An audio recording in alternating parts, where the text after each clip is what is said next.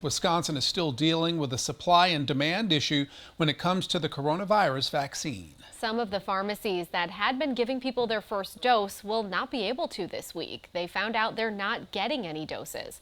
AJ Biapor has you covered tonight on how a supply shortage is causing issues for the state's largest and smallest vaccinators. It used to serve as a rental hall for various events, but these days, the Opera Hall above Hometown Corner Drug in Baraboo is a vaccination clinic site.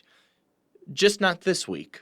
Unfortunately, the state did not send us any, which happened to a lot of people this week. I think that supply did not meet demand at all this week. The pharmacy had ordered 250 doses for this week in hopes of ramping up its efforts after administering 90 doses last week and 50 the week before. Fritch says more than 1,000 people are now on the waiting list just for this pharmacy. For her, the hardest part of getting the bad news over the weekend is thinking of the people who were near the top of that list and thought this was going to be their week.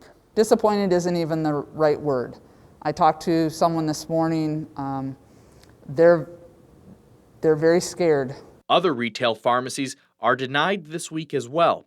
Fitchburg Family Pharmacy announces it will get no first doses this week, although people scheduled for a second dose will still get theirs. Even the largest vaccinators say they're getting a fraction of what they request. We've been getting more like 1,000 to 2,000 doses a week here more recently. So we have the capacity to give 5,000, 6,000, 7,000 first doses a week. We're ready to do this. We're just waiting for vaccine. But I think everyone really is working hard. And unfortunately, we just have to wait for supply to catch up. In Baraboo, AJ Biapor, 27 News.